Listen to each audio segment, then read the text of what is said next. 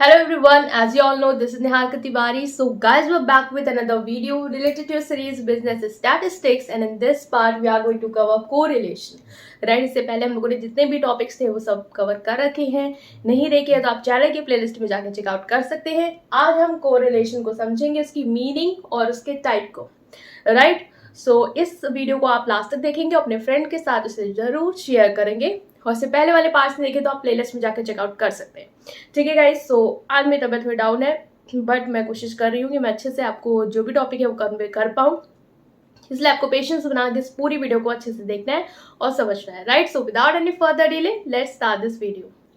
Okay, so now guys, अब हम लोग यहाँ पे मीनिंग जो है उसको अंडरस्टैंड करेंगे. राइट, सो यहाँ पे मैंने जो भी स्ट्रक्चर है वो पूरा लिख दिया है कि कैसे क्या है. तो सबसे पहले अगर हम समझे कि को रिलेशन मतलब क्या होता है. अब हम समझ रहे हैं रिलेशन और को रिलेशन मतलब होता है, हिंदी में बोले तो सहसंबंध. मतलब दोनों की जो दो चीज अगर हम स्टडी कर रहे हैं यहाँ पे, या दो से ज्यादा भी हम कर सकते हैं, तो उनमें कैसा रिलेशन है, वो कैसे आपस में जुड़े हुए हैं, उस चीज को को रिलेशन स्टडी करता है. अब स्टैटिस्टिक्स में को रिलेशन क्या है?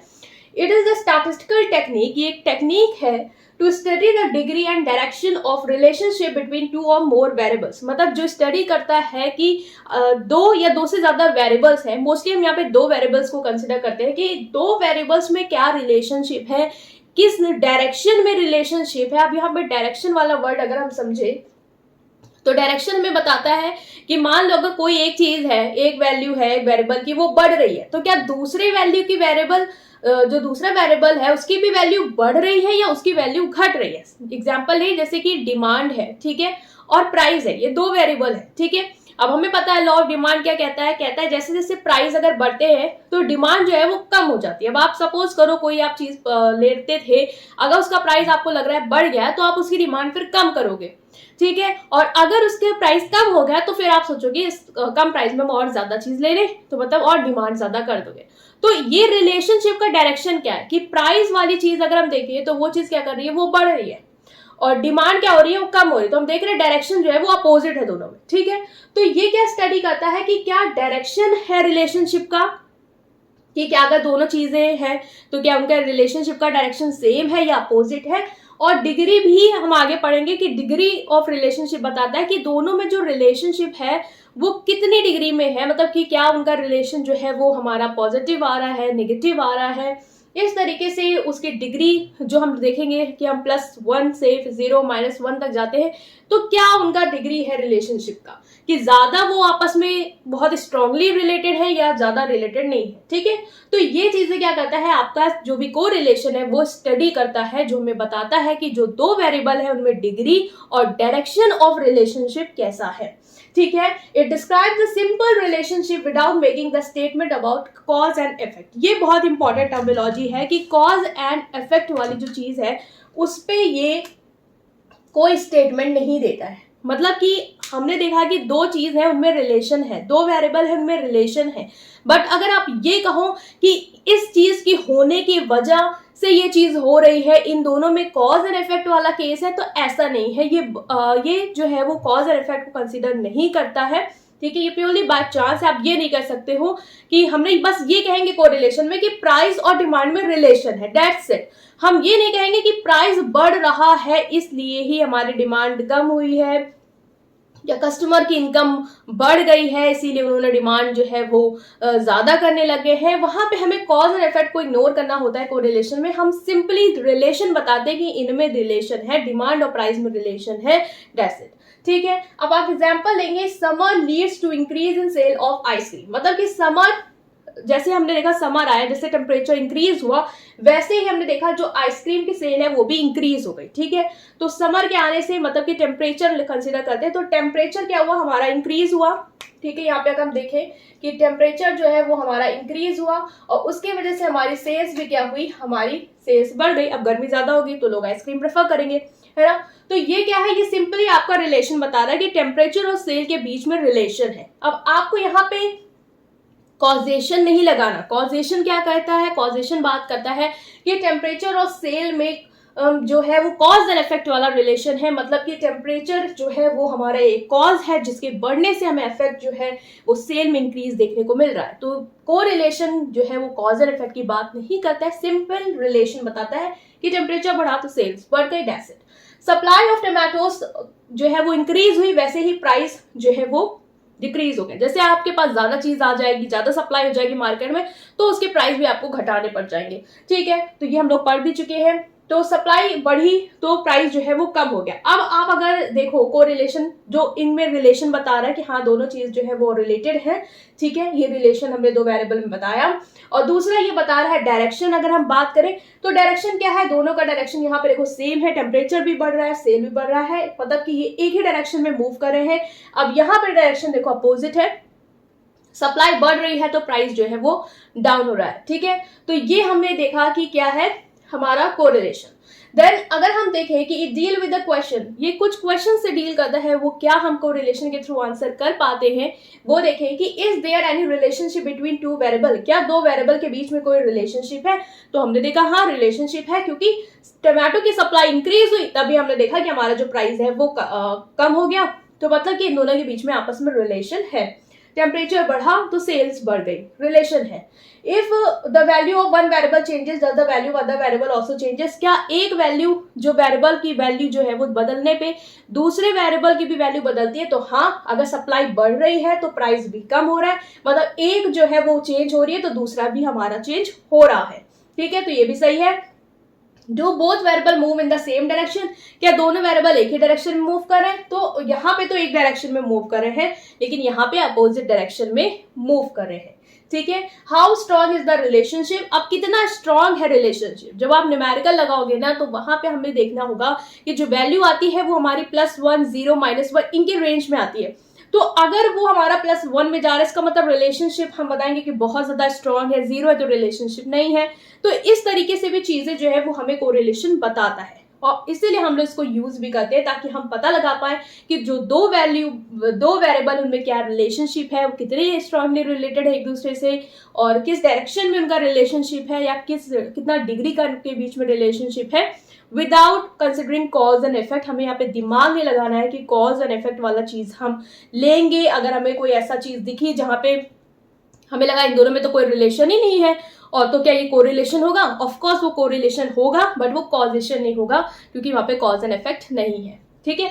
अब दोनों चीज यहाँ पे क्लियर हो गई है आपको। जैसे कि कोरिलेशन में आपको ये भी रिलेशन दे सकता है कि अगर आपका जो शू साइज है, मतलब जो आपका शूज जो आप पहनते हैं उसका साइज अगर आपका ज्यादा तो आपके पास पैसे ज्यादा है, तो ये आपका कोरिलेशन का एग्जांपल होगा। बट कॉजेशन का रिलेशन, मतलब कॉजेशन का एग्जांपल होगा, क्योंकि कॉजेशन बात करता है कॉज एंड इफेक्ट की। तो हम ये तो नहीं कहेंगे कि साइज अगर आपका शूज का बड़ा है तो आपके पास पैसे ज्यादा होंगे, तो इसका क्या कॉज एंड इफेक्ट है ना। बट ये कोरिलेशन हो सकता है, क्योंकि कोरिलेशन आपका बाय चांस होता है, ठीक है। तो ये आपको यहाँ पे क्लियर हो गया होगा कि कोरिलेशन और कॉजेशन में डिफरेंस भी क्या होता है। और कोरिलेशन में हम सिंपली रिलेशन को कंसीडर करते हैं without considering your cause and effect, right. अब हम देख लेते हैं यहाँ पे कुछ टाइप्स ऑफ कोरिलेशन, सो उसको देखते हैं। So now guys we are going to start right the type of correlation। कि correlation को हमने समझा कि relationship बताता है, ठीक है, दो वेरिएबल्स के बीच में उनका डायरेक्शन क्या है, उनका डिग्री क्या है। अब आता है कि टाइप्स ऑफ कोरिलेशन क्या होता है। Okay, so now guys we are starting with the first type, that is your positive correlation, right. So positive correlation क्या होता है। पॉजिटिव कोरिलेशन हमें बताता है कि जो दो वेरिएबल हमारे पास होते हैं उनकी जो वैल्यू में चेंजेस आ रहे होते हैं वो एक ही डायरेक्शन में आ रहा होता है। मतलब अगर एक जो वेरिएबल की वैल्यू है वो अगर आपकी इंक्रीज हो रही होती है तो जो दूसरा वेरिएबल की वैल्यू है वो भी आपकी इंक्रीज होगी, ठीक है। देखिए यहाँ पे लिखा हुआ है, it means if one variable is increasing the other variable जो की जो वैल्यू है is also increasing, if one is decreasing the other on an average is also decreasing, ठीक है। तो ये बता रहा है हमें जो भी चेंजेस आ रहे हैं वो क्या आ रहे हैं, एक ही डायरेक्शन में आ रहे हैं। एक बढ़ रहा है तो दूसरा भी बढ़ रहा है, और एक घट रहा है तो दूसरा भी घट रहा है। The relationship between supply and price जो है वो आपका एग्जाम्पल हो जाएगा। अब आप खुद समझिए कि जो सप्लाई है और प्राइस है, अगर आपका प्रोडक्ट का प्राइस बढ़ रहा होता है तो मार्केटर में जो भी मार्केट में जो भी बिजनेसमैन होते हैं वो लोग क्या करते हैं, सप्लाई इंक्रीज कर देते हैं, क्योंकि उन्हें लग रहा है कि अगर प्रोडक्ट का प्राइस ज्यादा है तो वो ज्यादा रेवेन्यू अर्न कर पाएंगे अगर वो ज्यादा से ज्यादा सप्लाई करेंगे। ठीक है, तो यहाँ पे हमें रिलेशन क्या देखने को मिला, पॉजिटिव देखने को मिला, मतलब कि एक ही डायरेक्शन में दोनों चीजें बढ़ रही है, सप्लाई भी इंक्रीज हुई और प्राइस भी इंक्रीज हुआ। ठीक है, नेगेटिव कोरिलेशन हमें क्या बताता है, both the variable very in opposite direction, it means if one variable increases but the other variable decreases, or if one variable decreases the other variable increases। मतलब इसका अपोजिट होता है, यहाँ पे जो दोनों वेरिएबल्स में चेंजेस आ रहे होते हैं वो आपके अपोजिट डायरेक्शन में आ रहे होते हैं। मतलब कि अगर एक की वैल्यू जो है वो बढ़ती है तो दूसरे की वैल्यू ऑटोमेटिकली घटेगी, और अगर एक की घटती है तो दूसरे की आपकी बढ़ती है। That is price and demand, बहुत ही इजी है। अगर आपके प्रोडक्ट का प्राइस बढ़ जाता है तो वहां पे कस्टमर की डिमांड कम होने लग जाती है, अगर आप प्रोडक्ट का प्राइस कम कर देते हैं तो कस्टमर अपनी डिमांड बढ़ा देता है। तो यहाँ पे हम देख रहे हैं जो दोनों वेरिएबल में चेंजेस आ रहे हैं वो आपके अपोजिट डायरेक्शन में आ रहे हैं, एक बढ़ रहा है तो दूसरा घट रहा है, और एक अगर घट जाता है तो दूसरा आपका बढ़ जाता है। रिलेशन मतलब इन दोनों के बीच में जो रिलेशन देखा है वो हमने वो पॉजिटिव भी हो सकता है और वो नेगेटिव भी हो सकता है। इसके बाद आपके और भी रिलेशनशिप के टाइप्स हैं, सो चलिए उसको देखते हैं। So now guys we are going to start with the other types of your correlation। So जो अलग टाइप के other types of correlation होंगे वो होंगे आपके simple, partial and multiple correlation. इससे पहले हमने पॉजिटिव पढ़ा, नेगेटिव पढ़ा, अब हम 3 और पढ़ेंगे, इसके बाद 2 और रहते हैं। टोटल आपके 7 टाइप्स हैं तो उन्हें हम कवर करेंगे। तो सिंपल कोरिलेशन जैसे कि आपको बता रहा है कि बहुत ही सिंपल हूं मैं, मतलब कि यहाँ पे जो हमने पढ़ा था मीनिंग में भी समझा था कि हम 2 वेरिएबल्स के बीच में जब रिलेशनशिप को स्टडी करते हैं वो होता है हमारा simple correlation. That is the relationship between the marks secured by the student and attendance of student in a class. अगर हम कहें कि जैसे कि हमने मान लो ये रिलेशनशिप अंडरस्टैंड किया कि स्टूडेंट का मार्क्स जो है और जो उसका अटेंडेंस है स्टूडेंट का, उनमें क्या कोरिलेशन, उनमें जो रिलेशनशिप है वो होता है सिंपल कोरिलेशन। ठीक है, तो मतलब कि 2 ही वेरिएबल्स के बीच में हम जब रिलेशनशिप को स्टडी करते हैं वो होता है हमारा सिंपल कोरिलेशन। अब आप कहोगे कि इसमें पॉजिटिव होगा या नेगेटिव होगा, तो वो डिपेंड करेगा। अगर जैसे कि अटेंडेंस अगर स्टूडेंट की ज्यादा होती है तो उसके मार्क्स सिक्योर्ड भी ज्यादा हो रहे हैं, इसका मतलब दोनों चीजें बढ़ रही हैं, तो वो फिर पॉजिटिव भी आप इसमें एग्जाम्पल भी लिख सकते हैं इस एग्जाम्पल को। बट जहां पे 2 वेरिएबल स्टडी करते हैं वो होता है हमारा सिंपल। ठीक है, पार्शियल को बाद में देखेंगे, इससे पहले हम देखते हैं मल्टीपल कोरिलेशन। जैसे सिंपल में कहा कि हम सिंपल है, हम सिर्फ 2 वेरिएबल को स्टडी करेंगे। मल्टीपल भी अपने नाम से बता देता है कि मैं मल्टीपल वेरिएबल्स के बीच के रिलेशनशिप को क्या करूंगा, स्टडी करूंगा। व्हेन 3 मतलब 2 नहीं, 3 और मोर वेरिएबल्स आर स्टडी, जब 3 और मोर वेरिएबल्स के बीच में जो रिलेशनशिप है उसको स्टडी करते हैं वो होता है हमारा मल्टीपल कोरिलेशन। एग्जाम्पल देखें, relationship between student marks, attendance, teaching ads, effective teaching etcetera. मतलब कि अब जैसे कि रिलेशनशिप हमने यहाँ पे देखा था कि स्टूडेंट्स के मार्क्स और अटेंडेंस के बीच में हमने रिलेशनशिप स्टडी किया, 2 वेरिएबल के बीच में क्या, तो वो सिंपल हो गया। मल्टीपल मतलब कि स्टूडेंट के मार्क्स के बीच में रिलेशन, उसके अटेंडेंस के बीच में, टीचर कैसा पढ़ा रही है, उसके इफेक्टिव टीचिंग के बेस पे वो कौन से एड्स यूज कर रही है, मतलब कि कैसे पढ़ा रही है, किस टूल्स के थ्रू पढ़ा रही है, वो सारी चीजें के बीच में जब हम रिलेशनशिप स्टडी करते हैं तो वो होता है हमारा मल्टीपल कोरिलेशन। मतलब इन सब में जो भी रिलेशनशिप है वो 2 से ज्यादा वेरिएबल्स के बीच में है तो वो होता है मल्टीपल कोरिलेशन। पार्शियल कोरिलेशन क्या होता है, अब सिंपल है जो 2 के बीच में पड़ेगा, मल्टीपल जो है वो 2 से ज्यादा के बीच में पड़ेगा। तो पार्शियल क्या है, पार्शियल मतलब कि ऐसा कोरिलेशन जो पार्शियल हो, मतलब कि सारी चीजों को कंसिडर ना करे, कुछ चीजों में पार्शियलिटी करके कुछ चीजों को ही ले। That is in case of this one studies 3 और मोर वेरिएबल। यहाँ पे भी हम 3 से ज्यादा वेरिएबल्स को स्टडी करते हैं, but consider only 2 variables influencing each other and the effect of other influencing variable are held constant। लेकिन यहाँ पे हम ये मान के चलते हैं कि हम सिर्फ 2 वेरिएबल्स के बीच में ही रिलेशनशिप को अंडरस्टैंड करेंगे, वो जो आपस में एक दूसरे को इन्फ्लुएंस कर रहे हैं हम उसको ही कंसिडर करेंगे, बाकी जो भी फैक्टर हैं जो इफेक्ट कर रहे हैं वो भी इन्फ्लुएंस कर रहे हैं उस वेरिएबल्स को। मतलब मान लो इफेक्टिव टीचिंग जो है वो स्टूडेंट के मार्क्स को ऑब्वियसली इन्फ्लुएंस करेगी, अगर इफेक्टिव टीचिंग अच्छी है तो स्टूडेंट के मार्क्स बढ़ेंगे, है ना। लेकिन हम यहाँ पे क्या कर रहे हैं, सिर्फ स्टूडेंट के मार्क्स और अटेंडेंस के बीच को ही हम रिलेशनशिप को अंडरस्टैंड करते हैं, बाकी जो भी फैक्टर है जो इन्फ्लुएंस कर सकते हैं लेकिन हम उन्हें क्या करेंगे, कॉन्स्टेंट मान लेते हैं, उनको हम कांस्टेंट मान के ही स्टडी करते हैं, सिर्फ दो वेरिएबल के ही इन्फ्लुएंस को कंसीडर करेंगे। जैसे सिंपल कहता है सिर्फ दो वेरिएबल के ही रिलेशनशिप को स्टडी करेंगे, ये भी कहता है दो वेरिएबल के ही रिलेशनशिप को अंडरस्टैंड करते हैं, लेकिन बाकी जो भी वेरिएबल्स हैं जो इफेक्ट कर रहे होते हैं उन्हें हमें यहाँ पे कांस्टेंट लेना होता है, थोड़ी पार्शियलिटी करनी होती है, ठीक है। और मल्टीपल कहता है कि हम कोई पार्शियलिटी नहीं करेंगे, हम सबको लेके स्टडी करेंगे, सारे रिलेशनशिप को अंडरस्टैंड करेंगे जितने भी हमारे पास वेरिएबल हैं, ठीक है। तो ये हो गए आपके टाइप्स। अब दो टाइप्स आपके और बच जाएंगे, ठीक है, उसको हम देखते हैं लीनियर और नॉन लीनियर रिलेशनशिप, जो भी टाइप्स है आपके कोरिलेशन के। सो चलते हैं उसको देखते हैं। सो नाउ गाइस, अब हम जो लास्ट टाइप्स है हमारे कोरिलेशन के वो देखेंगे। एक है लीनियर, एक है non linear correlation. Linear correlation क्या कहता है? कहता है if the amount of changes in one variable bears a constant ratio to the amount of changes in other variable. मतलब कि जो भी चेंज आ रहा है एक वेरिएबल में वो कांस्टेंट रेशियो बियर करता है to the amount of changes in other variable में भी जो चेंजेस आ रहे हैं उनका जो रेशियो है वो दोनों में चेंजेस का क्या है, कांस्टेंट रहता है, एक समान रहता है। उन्हें हम कहते हैं linear correlation. If such variable are plotted on a graph paper, हम इन सारे वेरिएबल को ग्राफ पेपर में प्लॉट करेंगे तो जो हमारे प्लॉटेड पॉइंट्स आएंगे वो हमें एक स्ट्रेट लाइन देंगे। मतलब कि जो भी अमाउंट ऑफ चेंजेस आ रहा है वेरिएबल्स में, हम देखेंगे ये 1 से 2 गया, इसका मतलब 1, और 10 से 20 मतलब कि 10, ठीक है। तो हम देख रहे हैं 1:10 का जो भी हमारा इसमें चेंज आ रहा है इन दोनों में। अगर इसका भी हम चेंज देखें तो 2 से 3 गया, ठीक है, तो 1 यूनिट का चेंज आया, और 20 से 30 तो ये भी हमारा 10। तो मतलब कि जो रेशियो है, जो अमाउंट बियर कर रहा है वो क्या है, यहाँ पे एकदम हमारा सेम आ रहा है। दोनों में जो चेंजेस का जो रेशियो है वो हमारा सेम आ रहा है। इसका मतलब ये हमारा कैसा कोरिलेशन है, लीनियर कोरिलेशन है।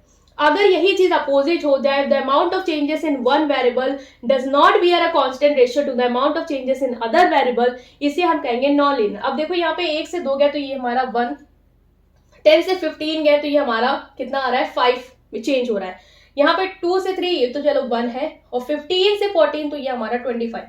तो क्या ये हमारा जो अमाउंट ऑफ चेंज आ रहा है रेशियो में, क्या वो हमारा दोनों वेरिएबल का सेम आ रहा है? तो यहाँ पे नहीं आ रहे हैं हमारे वेरिएबल्स के सेम, ठीक है, जो भी रेशियो है। तो इसके लिए इसमें क्या होगा, जो भी हमारे पॉइंट जो हम प्लॉट करेंगे ग्राफ पेपर में वो हमें स्ट्रेट लाइन नहीं देगा, वो हमें एक कर्व लाइन देगा। जैसे कि हम देख रहे हैं ये कर्व है, ठीक है। अब अगर आप इसको देखो, यहाँ पे हमें 1 मान लो, ठीक है, वहां पे 1 मान लो, एक्स एक्सिस में ये 2 मान लो, फिर ये 3 मान लो। अब आप देखो कि पहला जो है वो, अगर हम यहाँ पे 10 ऐसे पॉइंट्स मान के चलो 10 लेते हैं, यहाँ पे हमने ले लिया, ये हमारा 10 है, ठीक है, ये हमारा 20 है, ये 30 है, ये 40 है। अब आप देखो कि 1 से 10 है तो ये वाला पॉइंट हमारा ठीक है। 2 से 15, अब 2 से 15 हमारा कुछ यहाँ जाएगा, तो हम लाइन अगर हम देखें ना, ये आया, ये पॉइंट आया, 3 से 40 आ रहा है तो ये आया। इसका मतलब हमारी लाइन जो है वो कुछ ऐसी कर्व ही जाएगी। लेकिन अगर हम इसको प्लॉट करें तो 1 है, फिर अगर हम यहाँ पे 10 लेते हैं तो 10 जाएगा, ठीक है, 2 है तो फिर यहाँ पे 20 जाएगा, और 3 है तो यहाँ हमारा यहाँ पे 30 जाएगा। तो अब आप यहाँ पे देखो ना, तो ये आपको एक स्ट्रेट लाइन ही फॉर्म करके देगा, ठीक है। तो इस तरीके से अगर हम अंडरस्टैंड करें तो हम चीजों को समझ पाएंगे कि हमें कैसे एक स्ट्रेट लाइन मिल जाती है और ऐसे कहाँ कर्व लाइन मिलती है, क्योंकि यहाँ पे जो अमाउंट ऑफ चेंजेस आ रहा है वेरिएबल्स में वो क्या है, हमारा कांस्टेंट है, और यहाँ पे जो चेंजेस है वो कांस्टेंट नहीं, वो वेरी कर रहा है, ठीक है। तो ये होते हैं हमारे लीनियर कोरिलेशन और नॉन लीनियर कोरिलेशन। इनका भी रेशियो अगर आप देखो तो 1:1, 1:10, 1:10, 1:10 का आएगा, बट यहाँ पे 1:10, देन 2, 15, 3, 40 ऐसे तरीके से, ठीक है। तो ये हमने यहाँ पे समझा कि टाइप्स ऑफ कोरिलेशन क्या होते हैं। बहुत सारे टाइप्स हमने अंडरस्टैंड किए, मीनिंग अंडरस्टैंड की, राइट। इसके बाद हम नेक्स्ट जो टॉपिक है उससे देखेंगे डिग्री ऑफ कोरिलेशन क्या होता है, और फिर न्यूमेरिकल्स जो है उनके टाइप जो है, स्कैटर डायग्राम, कार्ल पियर्सन, ये सारी चीजें जो है वो अभी हमें यहाँ पे कवर अप करनी है, ठीक है गाइस। तो उन सारे वीडियोस के लिए आप वेट करिए, और इससे पहले वाले पार्ट्स नहीं चेक किए हैं तो आप इसे जरूर चेक करें, राइट। कोई सजेशन उसे कमेंट सेक्शन में दे सकते हैं। Thank you.